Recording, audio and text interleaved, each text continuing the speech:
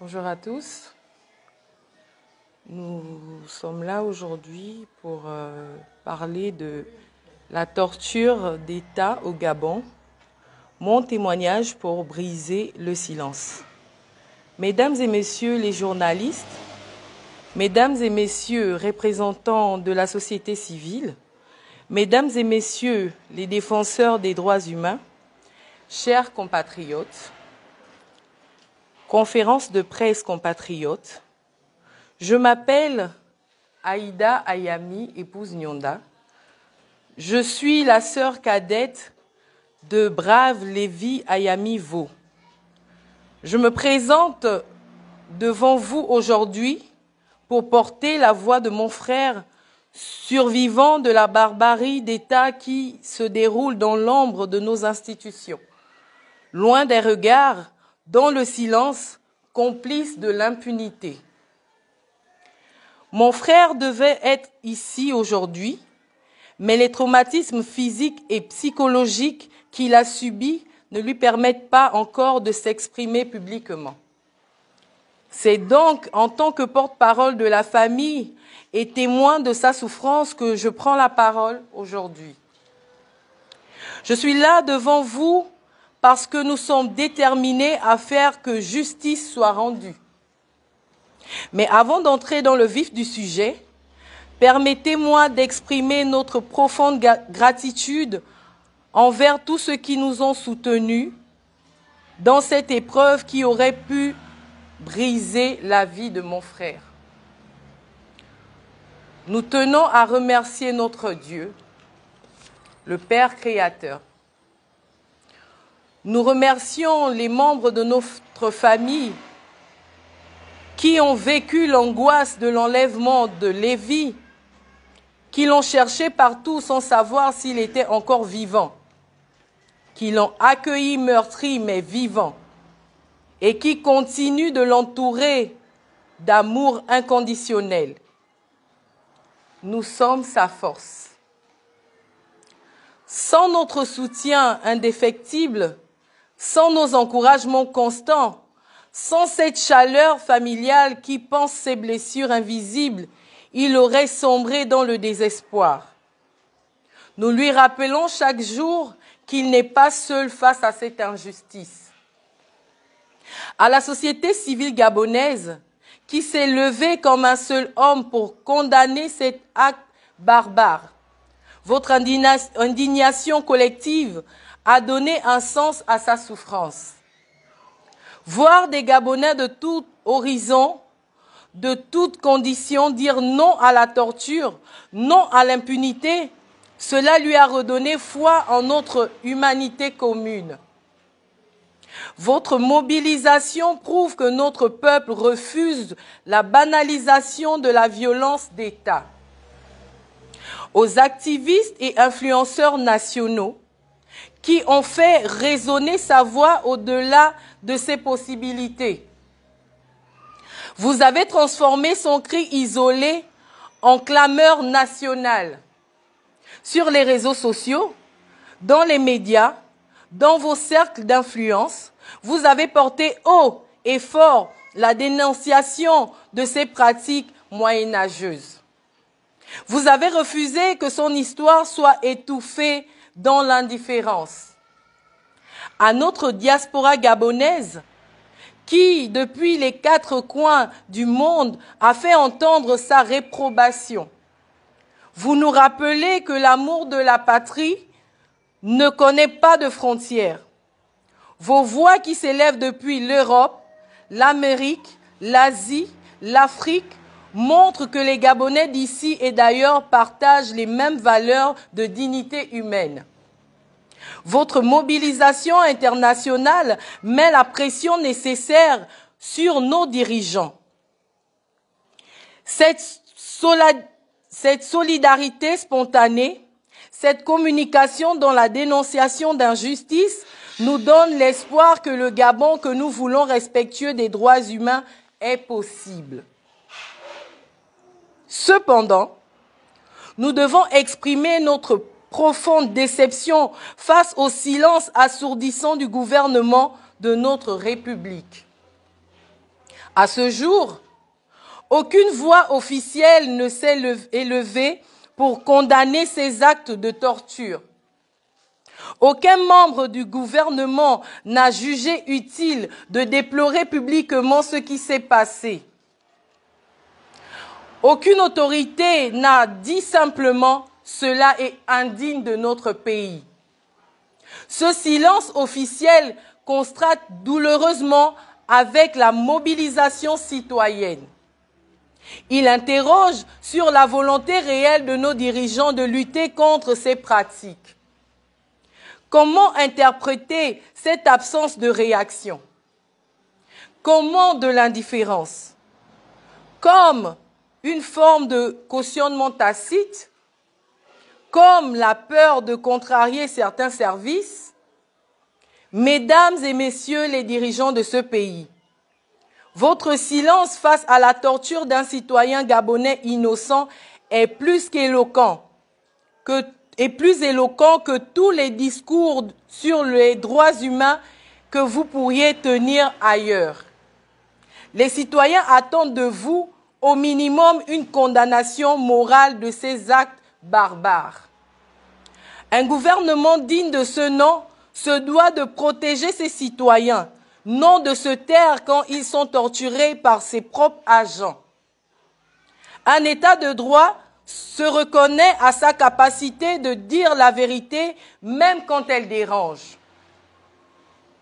Pour en venir maintenant aux faits, proprement dit, du calvaire vécu et raconté par mon frère le 20 août 2025 à exactement 8 heures du matin, Brave Lévi Ayami était un citoyen gabonais ordinaire, vivant paisiblement avec notre famille au PK8. En quelques minutes, il est devenu une victime de torture d'État. Pas dans un pays de guerre, pas sous une dictature lointaine, mais ici, au Gabon, en 2025.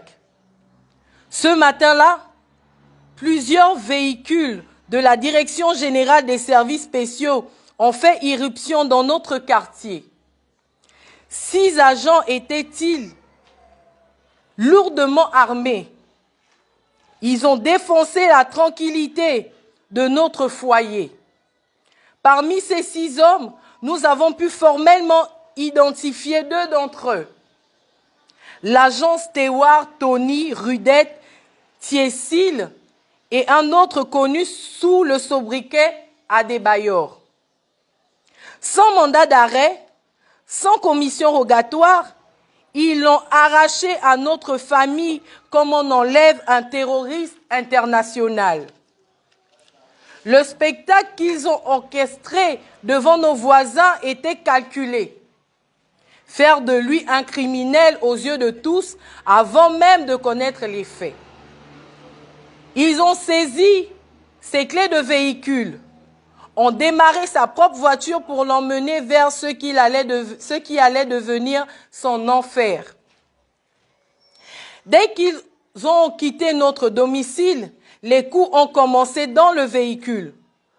Entouré de plusieurs agents, mon frère a reçu des gifles d'une violence inouïe au visage. Ses lèvres ont éclaté. Sa dent s'est cassée. Ses oreilles bourdonnaient. Sa vision s'est troublée. Puis sont venus des coups de poing dans le ventre, dans les côtés.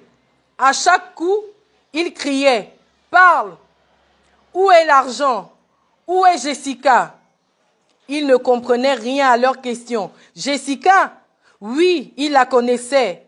C'est une connaissance. Ils échangent parfois sur WhatsApp de simples salutations. Il a tenté de leur expliquer. « Monsieur, je ne comprends pas. Jessica et moi ne sommes même pas en contact physique. Elle vit dans une autre ville. Regardez mon téléphone, vous verrez nos conversations. » Mais plus il parlait, plus les coups pleuvaient.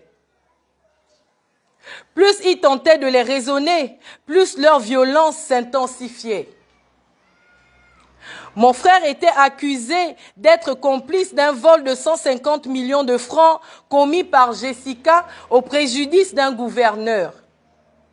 150 millions de francs, une somme qu'il n'a jamais vue de sa vie, pour un crime dont il entendait parler pour la première fois. Voici la réalité de ces liens avec Jessica que nous présentons comme preuve de l'absurdité de cette accusation. Dans leurs échanges WhatsApp, le dernier message qu'il lui avait envoyé était « Bonjour madame », l'après-midi précédant son arrestation. « Coucou » à 1h du matin était la réponse de Jessica.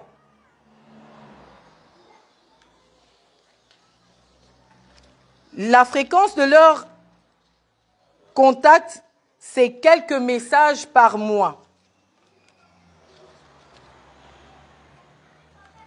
Dans le contenu de leur conversation, il n'y avait aucune mention d'argent. Jamais dans aucun message.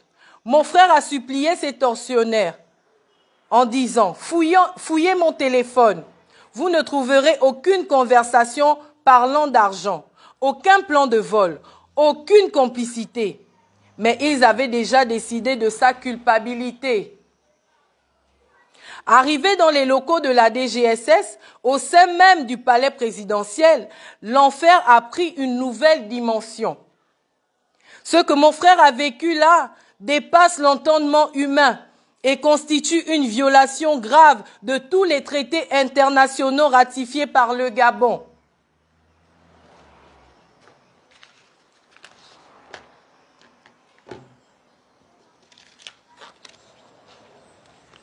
Ce document médical établi par le médecin indépendant atteste des blessures que mon frère a subies.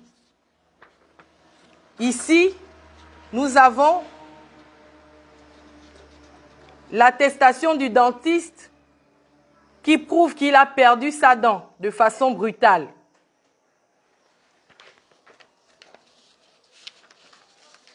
Dans l'attestation, le médecin stipule qu'il a reçu multiples hématomes au dos et aux fesses causés par des coups de matraque, des traces de strangulation au cou, des écorchures sur tout le corps, un traumatisme au niveau de l'épaule.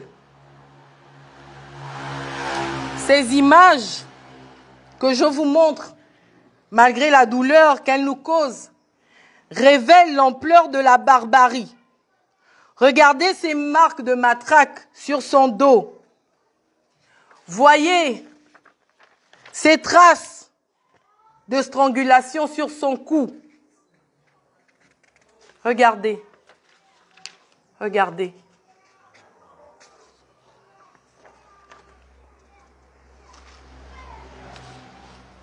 Dans les locaux de la DGSS, ils ont fait subir à mon frère ce qui ne peut être qualifié que de torture systématique. Ils lui ont fait un croc en jambe alors qu'il était menotté. Il est tombé violemment sur l'épaule, au sol, incapable d'amortir sa chute. Utilisant des matraques métalliques, ils ont frappé méthodiquement son dos et ses fesses. Les coups pleuvaient sans arrêt. Chaque impact résonnait dans tout son corps. Il a pensé qu'il allait lui briser la colonne vertébrale. Un agent que nous n'avons malheureusement pas pu identifier formellement l'a pris par le cou et l'a étranglé avec une violence inouïe. Il a vu sa mort approcher. Dans sa tête, il s'est dit, « Seigneur Jésus, voilà comment je vais mourir pour une histoire que je ne connais pas. » La strangulation a duré une éternité au point qu'il a failli perdre connaissance plusieurs fois. C'est seulement quand un collègue a dit « Joe, c'est bon, écoutons d'abord le frangin » qu'il a lâché prise. Mon frère était à quelques secondes de la mort. Pendant qu'il torturait mon frère, un événement extraordinaire s'est produit qui a révélé toute la vérité, la véritable nature criminelle de cette affaire. Il y avait bel et bien eu une tentative de vol organisée, mais mon frère en était totalement innocent. Ce que nous avons découvert par la suite dépasse l'entendement et révèle un complot criminel dans lequel mon frère a été injustement mêlé. Il y avait eu effectivement une tentative de vol planifiée contre le gouverneur. Mais les vrais complices étaient Jessica Alogo, Grace Nsam et le nommé Adebayor. À 1h du matin, Jessica appelle Grace pour venir exécuter le plan de vol là où elle se trouvait avec le gouverneur. Grace appelle immédiatement Adebayor qui dormait à ce moment-là. Ne parvenant pas à le joindre, Grace informe Jessica qu'Adebayor n'est pas disponible et qu'il faut abandonner le plan. À 4h du matin, quand Adebayor se réveille et voit les appels manqués de Grace, il la rappelle pour l'exécution du plan. Grace rappelle alors Jessica pour relancer l'opération, mais le téléphone de cette dernière n'est plus disponible. Face à l'impossibilité de joindre Jessica, Grace dit à Adebayor qu'il est possible qu'elle ait finalement commis le vol seule. Mais Adebayor, connaissant l'ampleur de l'opération, retorque que ce n'est pas possible qu'elle ait pu faire le coup seule. Elle devait avoir été aidée par une tierce personne. C'est à ce moment qu'Adebayor demande à Grace si Jessica connaît quelqu'un à Libreville qui a une voiture et qui serait susceptible de l'aider dans un tel coup. C'est là que Grace donne le nom de mon frère Lévi Ayami Vo à Adebayor, qui va dès lors lancer une véritable chasse à l'homme. Mesdames et messieurs, imaginez l'horreur de cette situation. Adebayor, l'un des vrais complices du complot criminel, torture sauvagement mon frère innocent pour cacher sa propre participation au crime. Cette révélation change tout dans cette affaire. Il ne s'agit plus d'une simple erreur judiciaire ou d'un excès de zèle, mais d'une manipulation criminelle où Adebayor était complice d'un plan de vol dès le départ. Il utilise sa position d'agent de la DGSS pour organiser la torture de mon frère. Il a torturé un innocent pour détourner l'attention de sa propre culpabilité. Il a transformé l'appareil d'État en instrument de son crime personnel. Mon frère a donc été torturé par l'un des vrais coupables du crime pour lequel on l'accusait. Il a failli mourir sous les coups de celui qui était effectivement impliqué dans la tentative de vol. Mon frère n'a eu la vie sauve que grâce à un coup de fil passé par le petit-fils du gouverneur à ce dernier à la demande des agents de la DGSS. Mon frère raconte ainsi cet épisode. Les agents de la DGSS au petit-fils du gouverneur ont demandé au petit-fils du gouverneur d'appeler son grand-père. Quand le téléphone a sonné, nous avons tous entendu la voix de Jessica en arrière-plan. Le gouverneur a répondu. « Tu me cherches pourquoi? Je suis à Libreville. Il y a quel problème? D'ailleurs, je suis occupé. » Et il a raccroché. La confirmation finale a été faite quand Grace a appelé Jessica. Celle-ci a répondu. « Je suis en train d'aller en Nzengayon. » Tout le monde a compris qu'elle était avec le gouverneur. Le gouverneur lui-même est venu confirmer que Jessica était effectivement sa compagne. Elle ne l'avait jamais droguée. Ils avaient simplement pris un verre ensemble. l'argent du sac était parfaitement intact. 50 millions et non 150 millions comme affirmé. Pas un franc ne manquait. Face à cette évidence et à l'effondrement total de leur machination, les agents de la DGSS ont dû admettre leur erreur. Mais regardez la légèreté avec laquelle ils ont traité cette erreur. Nous nous excusons. Tu peux partir. C'était un malentendu. Un malentendu? Après avoir torturé mon frère pendant des heures, après avoir failli le tuer, après que l'un d'entre eux, Adebayor, ait utilisé l'appareil d'État pour couvrir sa propre tentative de crime. Cette affaire révèle un scandale d'une ampleur inouïe. Adebayor était complice d'une tentative de vol contre un gouverneur. Il a utilisé sa position officielle pour monter une opération de torture. Il a mobilisé l'appareil d'État pour ses crimes personnels. Il a torturé un innocent pour détourner l'attention de sa culpabilité. Il a failli commettre un meurtre pour couvrir ses traces. Il a instrumentalisé 5 autres agents dans sa machination criminelle. Nous exigeons que la lumière soit faite sur tous ces crimes et que les responsabilités soient établies à tous les niveaux. Face à cette barbarie et à ces révélations criminelles, nous ne sommes pas restés les bras croisés. Dès la libération de mon frère, nous avons entrepris toutes les démarches légales et institutionnelles pour obtenir justice.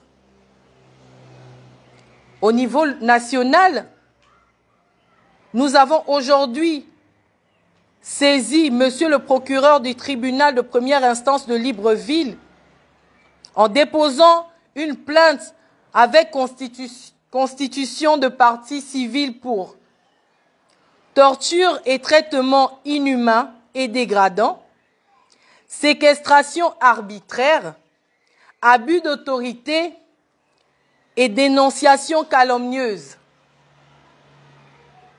Nous avons saisi la Commission nationale des droits de l'homme.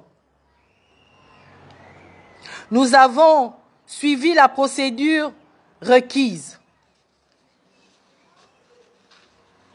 Nous avons informé cette institution sur les pratiques de torture dans nos services de sécurité. La consultation médico-légale. Nous avons fait établir un certificat médical détaillé attestant de toutes les blessures de mon frère. Au niveau régional et international, nous avons saisi la Commission africaine des droits de l'homme et des peuples. Nous avons adressé, suivant la procédure en la matière, une communication détaillée dénonçant la violence des articles 4 et 5 de la Charte africaine des droits de l'homme. Nous avons alerté les ONG internationales. Nous avons déjà saisi les ONG internationales spécialisées dans ces questions.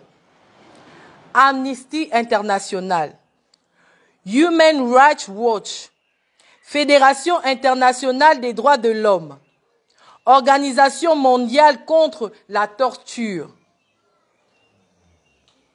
Nous avons transmis notre témoignage au rapporteur spécial des Nations Unies sur la torture et autres peines ou traitements cruels, inhumains et dégradants.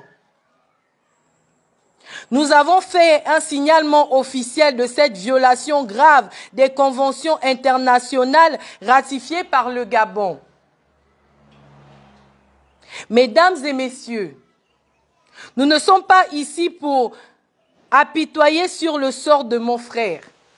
Son témoignage révèle une gangrène qui ronge notre système de sécurité.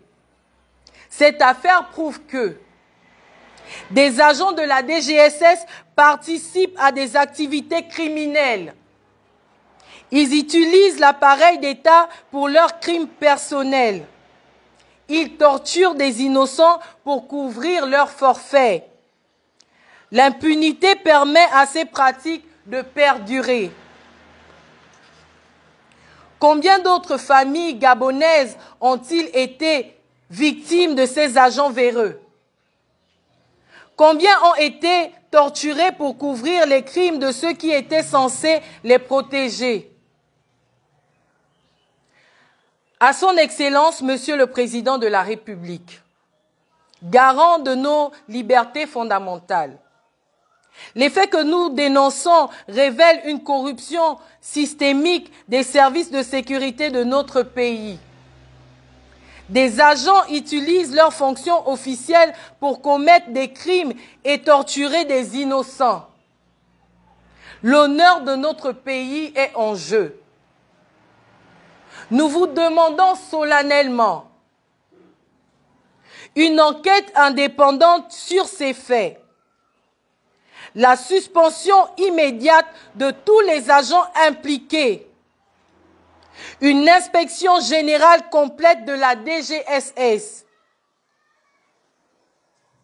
l'épuration de tous les éléments corrompus. À Madame le ministre de la Défense nationale, cette affaire révèle que certains de vos agents sont des criminels qui utilisent l'appareil d'État pour leur forfait. Une réforme urgente et profonde est nécessaire. À la chaîne judiciaire, cette affaire dépasse le simple cas de torture. Elle révèle un réseau criminel au sein de l'État. Nous exigeons des poursuites pour tous les crimes commis. Un appel à la communauté internationale. Cette affaire révèle que le Gabon abrite des services de sécurité gangrénés par la criminalité.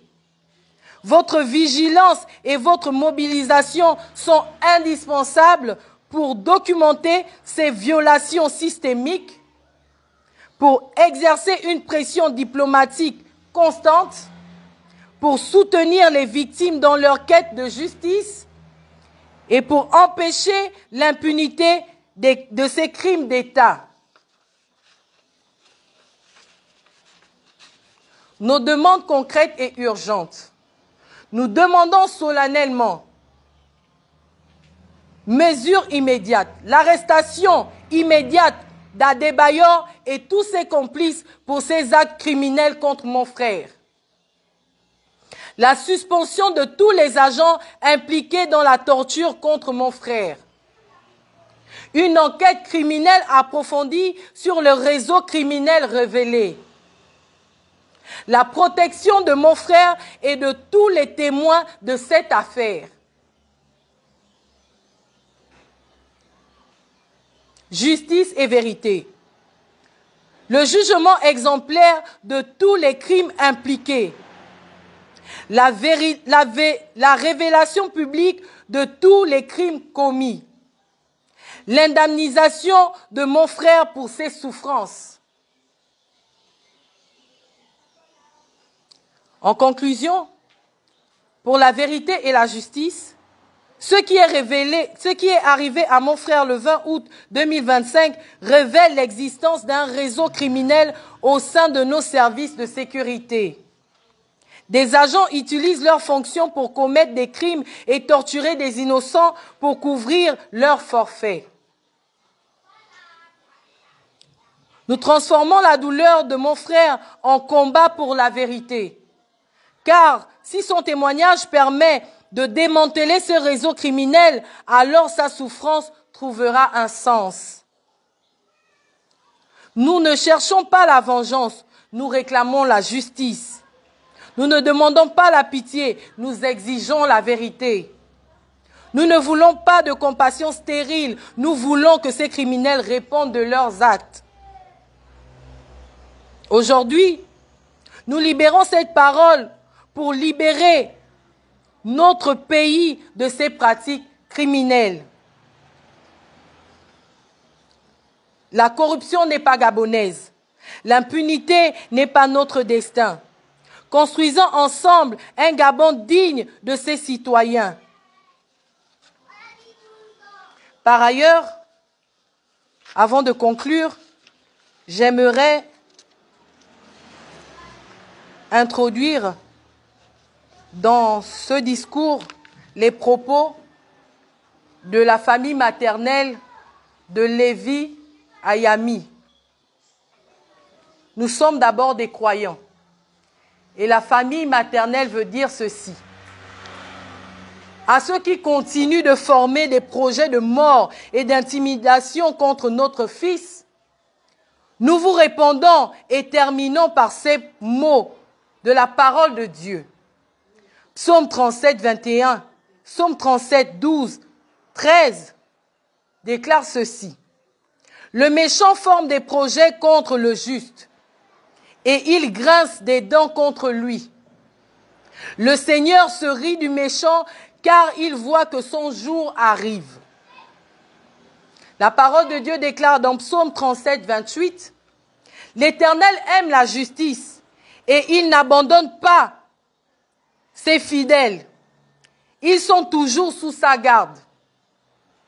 Mais la postérité des méchants est retranchée.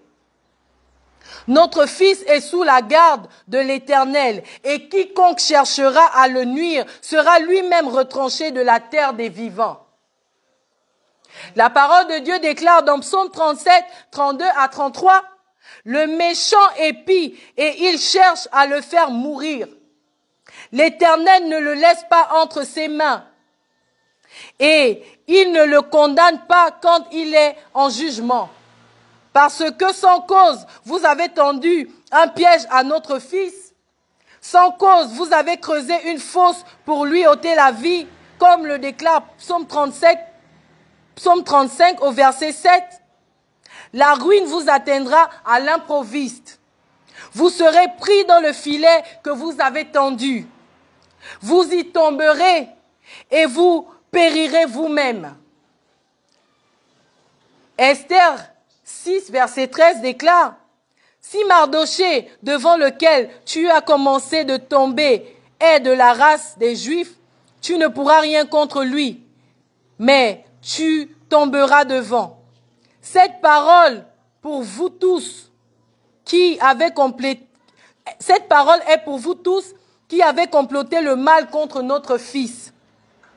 Notre fils est un Lévi, spirituellement de la race des Juifs. Nous vous invitons à aller lire le livre d'Esther dans la Bible et vous comprendrez mieux ce verset. Quiconque a trempé dans cette histoire contre notre fils, de près ou de loin, connaîtra la fin d'Aman, l'homme qui complote contre Mardoché et tous les Juifs. Et pour finir, nous vous réitérons à vous qui continuez de comploter contre notre fils, à vous qui multipliez des paroles de haine et d'intimidation à l'endroit de notre fils. Retenez ceci.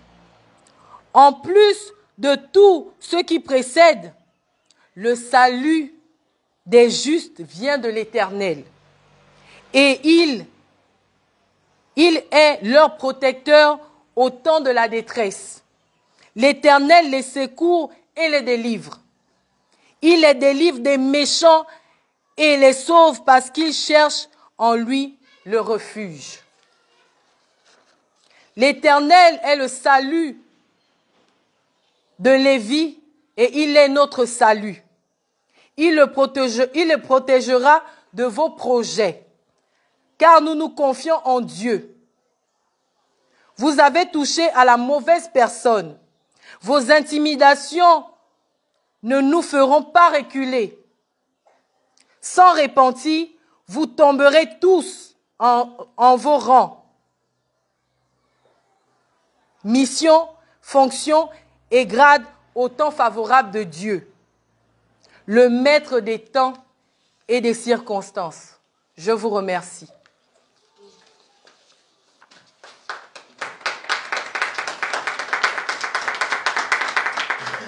Des questions de la presse? Oui, je suis Bettines Makosso, gabonactu.com. Il y a des dons qui ont été cités. Je souhaiterais savoir, si nous devons savoir, où se trouve Grâce Issa Kotei. Quelle est la décision aujourd'hui face à elle? Je sais que Jessica Alogo, je l'ai vue par quelqu'un qui m'a envoyé son statut. Jessica Alogo est en fuite du côté du Cameroun. S'agissant de Grace Ntsam, je n'en sais rien. Je ne suis pas en contact avec elle. Est-ce que vous aurez également déposé des plaintes contre elle? Exactement. Nous avons déposé la plainte au niveau du parquet. D'autres questions? Brice, le pouvoir de Gabon Régime. Vous avez parlé également, dans cette affaire également, du gouverneur qui est impliqué, c'est... Bon, vous n'avez pas dit véritablement dans quelle province il est situé. En fait, dans cette histoire, il faut rester juste. C'est vrai que j'ai suivi dans les réseaux sociaux, les Gabonais voulaient l'identité du gouverneur, mais nous voulons être justes. Dans cette histoire, le gouverneur aussi est une victime. Ça ne sert à rien d'exposer les victimes. Autant marqué par lui-même, s'il le veut, il pourra venir décliner son identité et voilà. Alors, je pose la question parce qu'il est également impliqué dans l'affaire. Est-ce qu'il n'a pas entamé des démarches de son côté par rapport à cette situation? Je ne suis malheureusement pas en contact avec lui. Mais s'il le fait, j'informerai la presse. D'accord. Et pour l'heure, votre frère, il est encore à l'hôpital? Non, mon frère n'est pas à l'hôpital, mais il ne pouvait pas se présenter parce qu'il a encore les traumatismes postpartum. Il ne veut pas voir la foule. Je veux savoir, est-ce qu'il est suivi par un psychologue? Exactement, il est suivi par un psychologue. Il est suivi. Nous savons que le cas de mon frère n'est pas un cas isolé. Et nous avons décidé de créer une plateforme sur les réseaux sociaux, TikTok et Facebook. Vous pouvez taper ce nom, qui signifie en langue téké « ça suffit ». Ça suffit, nous voulons dénoncer les violences des forces de l'ordre sur la population gabonaise. Même lorsque quelqu'un est coupable, il y a des procédures à suivre. La loi ne nous autorise pas à torturer les Gabonais. C'est pour ça que nous appelons solennellement les victimes des tortures de venir témoigner, de ne pas se taire. Parce que se taire, c'est accepter, c'est cautionner ces pratiques. Vous pouvez venir en anonyme, vous envoyez les photos sans même montrer le visage. Vous allez à l'hôpital, vous faites des attestations qui prouvent que vous avez été torturé et nous allons mener votre combat à l'international. Nous sommes rentrés en contact avec Amnesty International. Nous faisons partie des reporters d'Amnesty International. Nous nous porterons garant pour dénoncer ces pratiques au niveau international. Je vous remercie.